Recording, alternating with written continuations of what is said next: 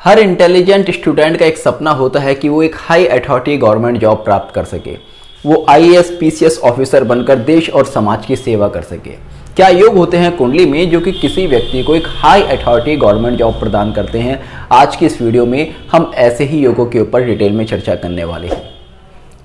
देखिएगा, जब भी किसी व्यक्ति को गवर्नमेंट जॉब में जाना होता है और specially high authority government job में जाना होता है तो वहाँ पर उस व्यक्ति को कंपटीशन के थ्रू ही जाना होता है। तो यानी कि आपकी कुंडली का 6 भाव जो कि कंपटीशन का भाव है वो स्ट्रांग होना ही होना चाहिए और उसका संबंध आपके 10 भाव जो कि आपके कर्म का भाव है, आपकी जॉब का भाव है, आपके प्रोफेशन का भाव है, उससे बनना ही बनना चाहिए। तो कुंडली में 6 और 10 भाव का अगर संबंध बनता है तो कह सकते हैं कि ये व्यक्ति अपने प्रोफेशन में कंपटीशन के थ्रू जाएगा। और यहाँ पर आपके लगन अथवा लग्नेश का समावेश होना भी बहुत ज़्यादा ज़रूरी है, क्योंकि लग्न आपको इंडिकेट करता है आपका 6 भाव यानी कि आपका कंपटीशन, आपका 10 भाव यानी कि आपका प्रोफेशन। तो कुंडली में गवर्नमेंट जॉब के लिए या कंपटीशन के थ्रू किसी जॉब को अचीव करने के लिए पहला योग जो बनता है वो है कुंडली के 1, 6, 10 भाव अथवा इनके स्वामियों का संबंध।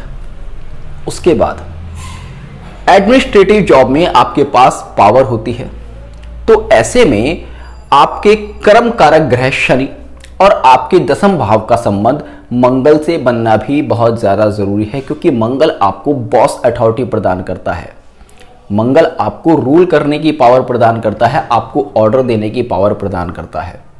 तो दूसरा कॉम्बिनेशन है शनि और मंगल का, या फिर आपके 10वें भाव और मंगल का।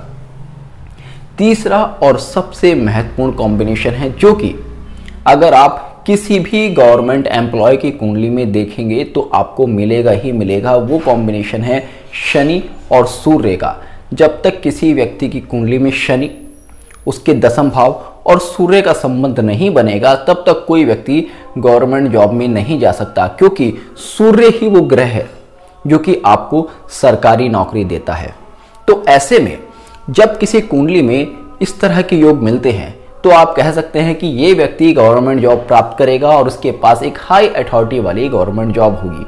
आइए इसको हम एक चार्ट से समझते हैं। आप जो बोर्ड पर ये वृषभ लगन का चार्ट देख रहे हैं ये एक डिस्ट्रिक्ट मजिस्ट्रेट का चार्ट है। आइए देखते हैं इस कुंडली में ऐसे कौन से योग हैं जिन्होंने कि इनको डिस्ट्रिक्ट मजिस्ट्रेट बनाया। मैंने जैसे कि आपको बताया कि सबसे पहला योग आपको देखना होगा 6 और 10 भाव का संबंध आपके लगन से बने। अगर आप देखेंगे वृषभ लगन की कुंडली में लग्नेश और षष्ठेश दोनों ही शुक्र होते हैं, तो यानी कि यहां पर 1 और 6 भाव का संबंध अपने आप से बन जाता है।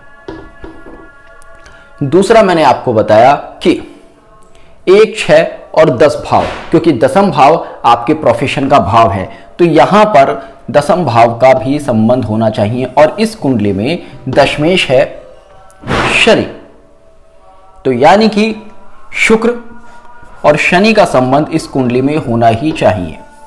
तो अगर आप देखेंगे, क्योंकि मैं नाड़ी ज्योतिष के नियमों के हिसाब से इस कुंडली को एनालिसिस कर रहा हूं और नाड़ी ज्योतिष कहती है कि एक दूसरे से त्रिकोण में बैठे हुए ग्रह युति की तरह माने जाते हैं, तो यहां पर शनि जो कि वृश्चिक राशि में बैठा है उसके त्रिकोण में, उसके 5वें भाव में शुक्र बैठा है, तो यहां पर इस कुंडली में 1, 6 और 10 भाव का संबंध अपने आप में बन जाता है। तो पहली शर्त यहां पर पूरी होती है। दूसरा मैंने आपको बताया कि कुंडली में 10वें भाव और दशमेश अथवा शनि का संबंध मंगल से होना भी बहुत ज्यादा जरूरी है, क्योंकि मंगल ही वो ग्रह है जो कि आपको अथॉरिटी देगा। और आप देखेंगे इस कुंडली में शनि खुद से मंगल की राशि में बैठा है और शनि के ही त्रिकोण में एक बार फिर से मंगल आ जाता है, तो यहां पर शनि और मंगल का योग बनकर इस व्यक्ति के लिए एक अथॉरिटी वाली जॉब भी निश्चित हो जाती है।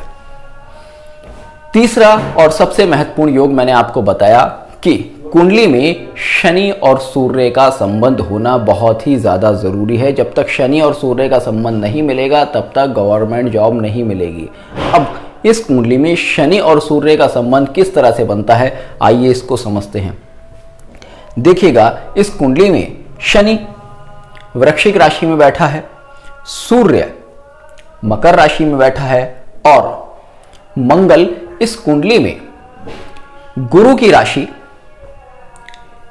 मीन राशि में बैठा है। अगर आप ध्यान से इस कुंडली में देखेंगे तो शनि, गुरु और मंगल का परिवर्तन इस कुंडली में होता है, क्योंकि ये तीनों एक दूसरे के घर में बैठे हैं। शनि मंगल के घर में, गुरु शनि के घर में और मंगल गुरु के घर में। तो यहां पर शनि, मंगल और गुरु का परिवर्तन होने से शनि के ऊपर सूर्य का प्रभाव आ जाता है, क्योंकि जब ये परिवर्तन एक्टिव होगा तो शनि और सूर्य की युति बनेगी। नाड़ी ज्योतिष परिवर्तन के बारे में बहुत ही स्पष्ट रूप से कहती है कि जब भी किसी कुंडली में कोई ग्रह परिवर्तन करेंगे तो उनका प्रभाव उन दोनों जगह माना जाएगा जहां पर वो बैठे हैं और जहां पर वो परिवर्तन से जिन ग्रहों के साथ संबंध बना रहे हैं। तो ऐसे में इस कुंडली में शनि और सूर्य का संबंध भी बन जाता है।